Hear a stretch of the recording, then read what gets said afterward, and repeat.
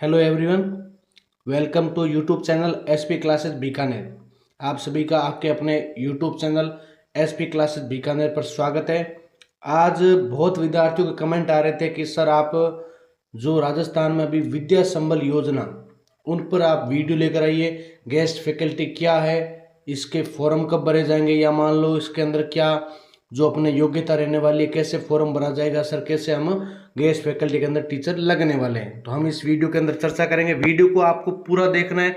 अगर आपने अभी तक यूट्यूब चैनल को सब्सक्राइब नहीं किया या वीडियो को लाइक नहीं किया, जल्दी से आप वीडियो को लाइक और चैनल को सब्सक्राइब कर दीजिए। अगर बात करें कि जो राजस्थान स्कूल शिक्षा विभाग जो विद्या संबल योजना अभी तुरंत की और एक प्रकार से मान के चले कि आकस्मिक, ठीक है, जो आई है, और ये फॉर्म कब से कब तक चल रहे हैं या कैसे चलेंगे और आपका चयन कैसे होगा, इस वीडियो के अंदर आपको मैं देखो पूरा लगभग है ना आपको कवर करवा दूंगा। बस आपको तो अच्छे से देखना है वीडियो को। अगर बात करें तो योजना की प्रकृति कैसी है, बिल्कुल अस्थायी, यानी इसके अंदर ऐसा कुछ भी आप दावा नहीं कर सकते कि मुझे स्थायी रखा जाएगा या मान लो मैं लगने के बाद वापस जैसे मान लो परमानेंट हो जाऊंगा, ऐसा कुछ नहीं है। ये जो योजना है यानी जो विद्या संबल योजना है गेस्ट फैकल्टी के आधार पर टीचर लगाना, ये पूर्णतः अस्थायी है, जो कि सत्र 2026-27 के लिए नियमित शिक्षक आने तक। जैसे मान लो कि उदाहरण के रूप में अगर बात करें, अगर कोई भी रिजल्ट है, जैसे मान लो आपका सेकंड ग्रेड का किसी का रिजल्ट आ गया और उन्होंने टीचर भेज दिए स्कूलों में, तो आप क्या हो जाएगा, वहां से हटा दिए जाओगे। फिर अगर बात करें पात्र अभ्यर्थी कौन इसके अंदर, तो एक तो सेवानिवृत्त शिक्षक यानी जो अध्यापक रिटायर हो चुके हैं या जो सेवानिवृत्त हो चुके हैं वो भी इसके अंदर आवेदन कर सकते हैं, या उसके साथ में जो नए पात्र जैसे डीएलएड यानी बीएसटीसी किया हुआ है, बीएड किया हुआ है, रीट नेट सेट ये सब उत्तीर्ण किया हुआ है ना, उसके अंदर वो सारे विद्यार्थी इसके अंदर उत्तीर्ण है, यानी इसके अंदर पात्र है। जैसे ऐसा कोई जरूरी नहीं है कि सर मेरे अभी जैसे मान लो कि एमए नहीं हुआ है और मैं क्या भर सकता हूँ क्या, बिल्कुल उनके अंदर अलग अलग क्वालिफिकेशन है। जैसे मान लो रीट L1 के लिए अलग क्वालिफिकेशन है, रीट 2 के लिए, वो भी मैं आपको आगे बताने वाला हूँ कितना वेतन मिलता है, क्योंकि हर आपके पद के लिए अलग अलग वेतन मिलेगा इसके अंदर। फिर आवेदन का माध्यम क्या है, तो आवेदन पूर्णतः ऑफलाइन रहने वाला है। अभी तक मैं आपको जो सूचना बता रहा हूँ जो लगभग हमारे लगभग सामने मिलती है, हम उसके आधार पर आपको वीडियो में बता रहे हैं। बाकी और भी अगर चेंजेस होगा तो आपको व्हाट्सएप चैनल पर आपको सारी सूचनाएं आपको उपलब्ध करवा दी जाएगी। व्हाट्सएप चैनल ज्वाइन कैसे करना है, तो इसी वीडियो के डिस्क्रिप्शन के अंदर या जो कमेंट पिन किया हुआ है आप वहां से व्हाट्सएप चैनल ज्वाइन कर लीजिए, आपको हर अपडेट वहां से मिल जाएगी। या कोई भी जो सूचना होती है आपको WhatsApp channel SP classes Bikaner Shyam sir के नाम से है, वो आप ज्वाइन कर सकते हैं विद्यार्थियों। फिर बात करें जो आवेदन का माध्यम है पूर्णतः ऑफलाइन रहने वाला है, उसके साथ में जो संबंधित विद्यालय यानी जो पीओ क्षेत्र के अंदर कार्यालय में आते हैं वहां पर आपको क्या करवाना है, जमा करवाना है। वहां से आपको जो कैंडिडेट है उसके आधार पर आपका सिलेक्शन होने वाला है। फिर बात करें अगर इसके अंदर सबसे पहले मानदेय व्यवस्था क्या होने वाली है, मानदेय व्यवस्था यानी जो प्रति घंटा है अधिकतम मासिक आय क्या होने वाली है। तो विद्यार्थियों इसके अंदर एक तो जैसे मान लो कि थर्ड ग्रेड है यानी जो लेवल 1 और लेवल 2 के लिए, उसके अंदर अध्यापन कक्षा 1 से 8 तक होती है, आप सभी को पता है। इसके अंदर क्या दिया गया है कि प्रति घंटा जो मानदेय है वो 300 रुपये, कितना रुपये प्रति घंटा मानदेय 300 रुपये, अधिकतम आप महीने का 21,000 रुपये वहां से कर सकते हो आसानी से। बिल्कुल बहुत अच्छी बात है ना आपके लिए, क्योंकि देखो इसके अंदर दो तरह होते हैं। किसी को जैसे मान लो लगता है कि सर मुझे तैयारी करनी है आगे लिए, तो वो सोचेंगे सर 21,000 कुछ भी नहीं है। और किसी की आर्थिक स्थिति मान लो ठीक ठाक है, सर तैयारी लंबे टाइम से कर रहे, सिलेक्शन भी नहीं हो रहा है, लेकिन साथ साथ में हमें इनकम भी चाहिए, तो उनके लिए बहुत ही शानदार चीज़ है ये। फिर बात करें अगर L1 और L2 के बाद में ग्रेड सेकेंड यानी जो वरिष्ठ अध्यापक होते हैं सेकेंड ग्रेड के होते हैं, उनके लिए जो कक्षा 9 और 10 के लिए जो अध्यापन कक्षाएं होती है उसके अंदर आप जैसे मान लो अलग अलग सब्जेक्ट के अंदर बढ़ सकते हैं। ऐसा नहीं कि जैसे मान लो आपने को हिंदी पढ़ना है या एसएसटी पढ़ना है, वो तो आपका खुद का सब्जेक्ट होगा। अगर आपके सब्जेक्ट के अंदर एसएसटी है तो आप एसएसटी का भरोगे, और या मान लो आपके बीए के अंदर एसएसटी भी रहा है और हिंदी भी रहा है, तो आप दोनों में से आप दोनों भर सकते हो, ठीक है। तो फिर उसका क्या है, तो उसका प्रति घंटा मानदेय वो 350 रुपये रहने वाला, यानी आप महीने का 25,000 रुपये यहाँ से मानदेय कर सकते हो। फिर आपके लिए जो ग्रेड फर्स्ट है, ग्रेड फर्स्ट यानी व्याख्याता रूप में अगर बात करें, इसके लिए भी इसके अंदर शामिल है पद, यानी जो 11th और 12th के लिए पढ़ाने वाले जो लेक्चरर होते हैं, व्याख्याता होते हैं, उसके अंदर आपको 400 रुपये प्रति घंटा मानदेय मिलने वाला है। कितना मिलने वाला है, 400 रुपये प्रति घंटा मानदेय मिलने वाला है, यानी टोटल मिला के आपका महीने का अधिकतम कितना हो सकता है, 30,000 रुपये वहां से आपको मिलने वाले हैं। फिर विद्यार्थियों जो अनुदेशक होते हैं, ठीक है, उनके अंदर क्या है, जो कक्षाएं नहीं होती अनुदेशक, उसके अंदर क्या होता है, प्रति घंटा मान दे 300 रुपये और 21,000 रुपये महीने का है। फिर प्रयोगशाला सहायक भी इसके अंदर शामिल है, जैसे 300 रुपये और 21,000, ये सब क्या होते हैं, कॉलेज लेवल पे होते हैं। फिर बात करते हैं हम निर्धारित मेरिट अंक बार कैसे होने वाली, बहुत इंपॉर्टेंट पॉइंट है और बहुत विद्यार्थियों के यहाँ से डाउट भी रहते हैं, सर सिलेक्शन वेटेज क्या रहने वाला है, कैसे हमारा सिलेक्शन होगा, कैसे हमने, देखो आपको स्टेप बाय स्टेप पूरी चीज बताऊंगा, बस वीडियो को ज्यादा से ज्यादा विद्यार्थियों तक शेयर करें, ताकि देखो किसी का अगर साथ आप ये शेयर करते हो ना तो उनकी मदद भी होगी। साथ में आप वीडियो को अगर लाइक कर दोगे, लाइक करने के साथ ही आपको एक हाइप का बटन मिल रहा है, हाइप का बटन में समझते हो ना, वीडियो को लाइक करने के साथ ही आप हाइप का बटन मिलोगे तो देखो हो सकता है कि आपके द्वारा सपोर्ट से ये वीडियो शेयर हो जाएगा ज्यादा।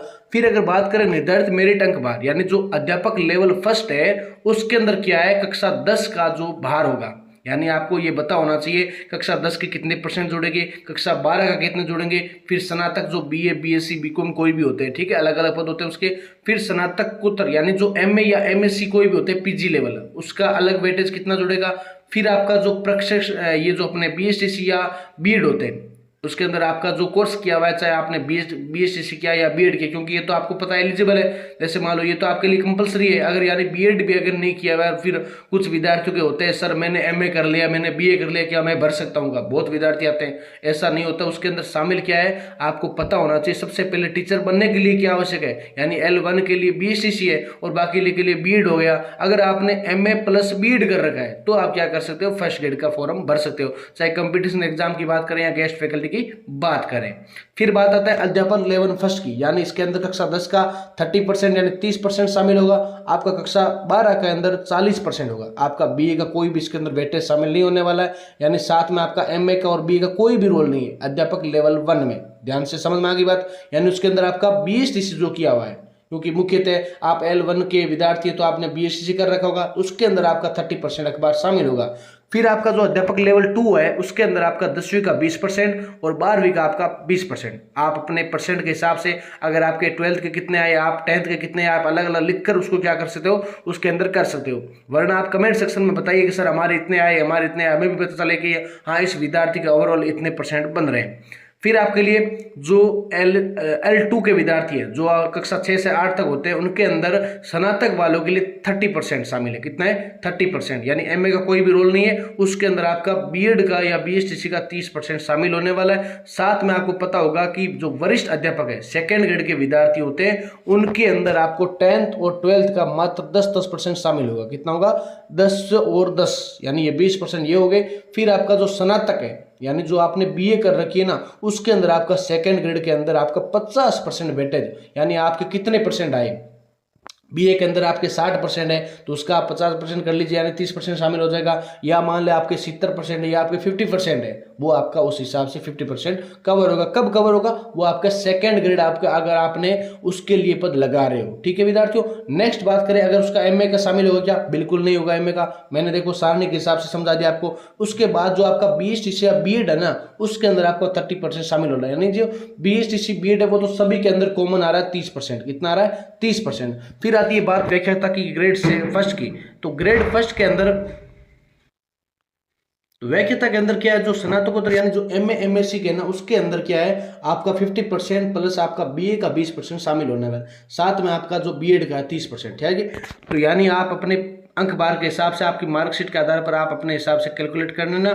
ठीक है, फिर आती है बात नंबर 3, यानी स्टेप बाय स्टेप अगर बात करें ऑफलाइन आवेदन प्रक्रिया कैसे होगी, हाउ टू अप्लाई। तो इसके अंदर आप ध्यान लें कि जो रिक्त पद की, यानी कौन सा विद्यालय आपके नजदीक है, उसके अंदर आपके विद्यालय के अंदर पद खाली है या भी नहीं है।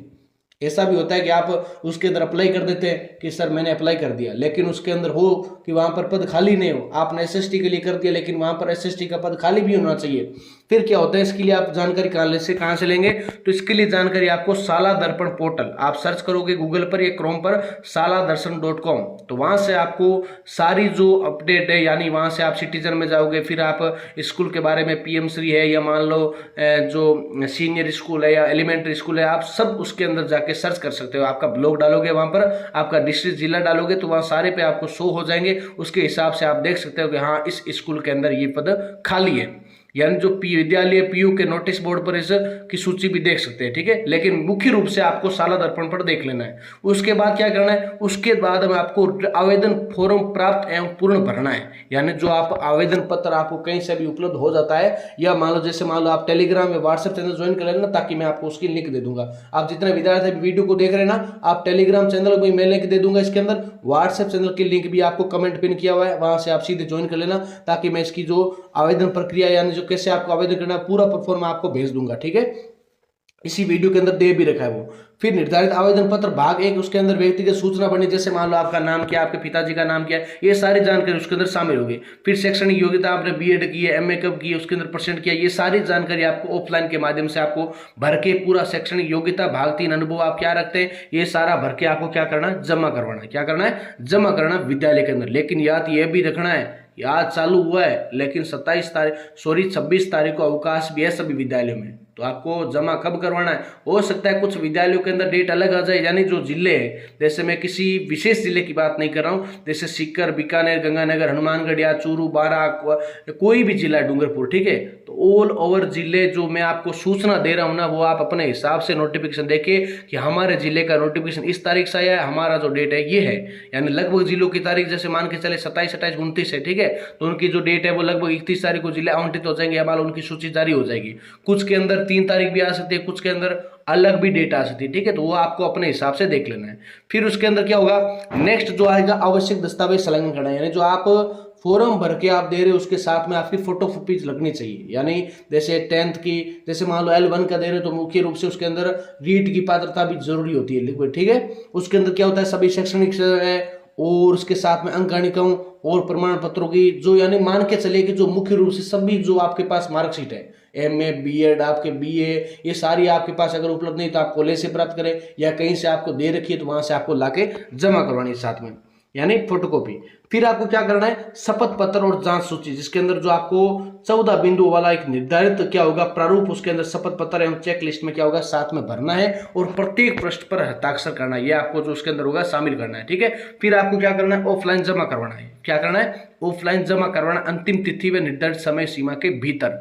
डेट आपको पता होनी चाहिए, ऐसा नहीं कि सर वहां पर 27 तारीख डेट दे रखी है, हम तो कभी करवा देंगे 6 बजे। आपको यह भी पता होना चाहिए कि विद्यालय आपका 1 बजे तक खुला रहता है, तो उसी के अंदर निर्धारित जो आपके निर्देश होते हैं, इंस्ट्रक्शन होते हैं, उसी के हिसाब से आपको काम करना है।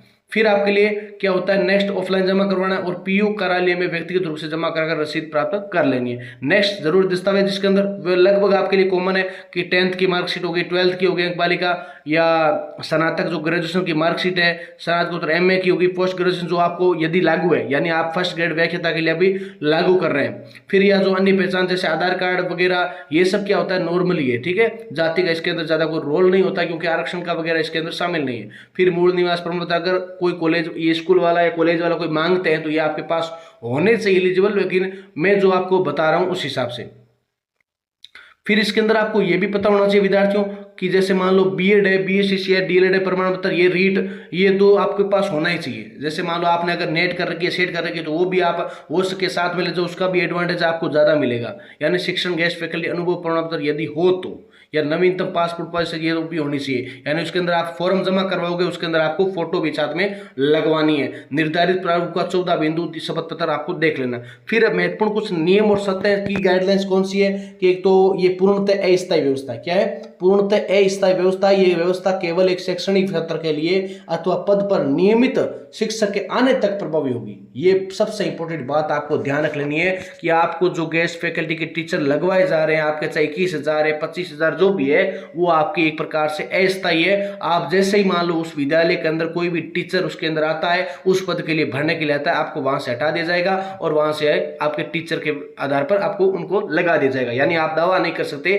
कि हमें हटाया क्यों जा रहा है। फिर नियमितीकरण का दावा नहीं है, यानी सेवा के आधार पर भविष्य में नियमित नियुक्ति या स्थायित्व का कोई भी दावा स्वीकार्य नहीं होगा। ये आप स्पष्ट रूप से उसके अंदर पहले आप कंफर्म कर ले।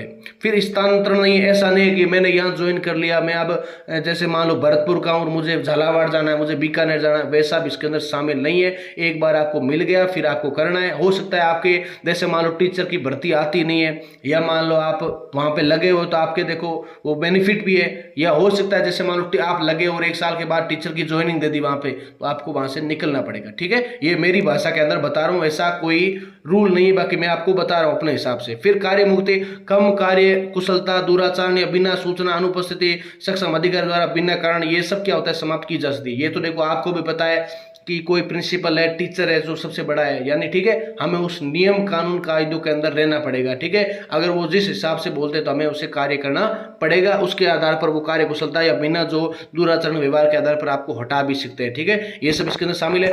अब आपको क्या ध्यान होना चाहिए, अब आपको ये भी ध्यान होना चाहिए इसके अंदर कुछ बातें, जैसे आपको ये फॉरम कहाँ से मिलेगा, तो फॉरम मैंने आपको बताया कि व्हाट्सएप चैनल या टेलीग्राम चैनल, मैंने आपको लिंक दे रखी है इसी वीडियो के डिस्क्रिप्शन के अंदर, आपको मिल जाएगी सारी जानकारी, वहां से आप मिलते भी है और आप वहां से अपडेट भी ले सकते हो। लेकिन साथ साथ में ये ध्यान होना चाहिए कि आपको ये जो फॉरम है आप भरते हो, ठीक है, दोनों पक्ष है, आपकी क्या राय है कि हाँ वास्तव में गेस्ट फैकल्टी बहुत अच्छी चीज़ है, या मान लो कुछ को लगता है कि नहीं सर अच्छी नहीं है। ठीक है, तो वो दोनों आपके मत अलग अलग है, आप हमारे द्वारा कमेंट के सेक्शन के अंदर आप इसके अंदर साझा कर सकते हो। नेक्स्ट आपके लिए देखो कुछ ये दे रखे हैं, जैसे इस प्रकार का क्या होगा, परफॉर्म होगा। ठीक है, ये विद्यालय का नाम होगा, विद्या संबंध योजना 2026-27 के तहत राजकीय विद्यालयों में अध्यापन कार्य हेतु गेस्ट फैकल्टी का आवेदन पत्र, यहाँ से आपको फोटो चिपकाना है। फिर आप कौन सा आवेदित पत्र कर रहे हैं, आवेदित विद्यालय का नाम भी लिखना होता है, या पंचायत समिति, ब्लॉक, विज्ञप्ति संख्या, ये सब आपको इसके अंदर डालनी होती है। ठीक है, यानी मैं जो आपको ये बता रहा हूँ ना, पूरा का पूरा परफॉर्मा आपको ले जाके विद्यालय के अंदर जमा करवाना विद्यालयों, यानी ये आपको मैं पूरा बता रहा हूँ। देखो मैंने साथ में अपलोड कर दिया, एक ही वीडियो के अंदर पूरी जानकारी दे रहा हूँ आपको, बस आपको तो सपोर्ट करना है। थोड़ा सा आप लाइक कर दीजिए, थोड़ा सा शेयर कर दीजिए, ताकि और विद्यार्थियों तक पहुंच सके, और हाइप का बटन दबा दीजिए। ठीक है, कोई भी चैनल है आपका ग्रुप है, आप जानते हो कि हाँ सर इसके अंदर मैं शेयर कर सकता हूँ, तो देखा थोड़ा सा आप सपोर्ट करोगे तो जल्दी से उनको जानकारी अवगत करवा दी जाएगी। बाद में ऐसा एक भाग एक होगा, उसके अंदर आपका नाम, पिता का नाम, माता का नाम बहुत ही सही तरीके से भरना है, तो आपका आंकड़ों के हिसाब से, मार्कशीट के हिसाब से आपको मैच करके भरना है। जन्म तिथि या आवेदन दिनांक की आयु जो को आपको भरनी है।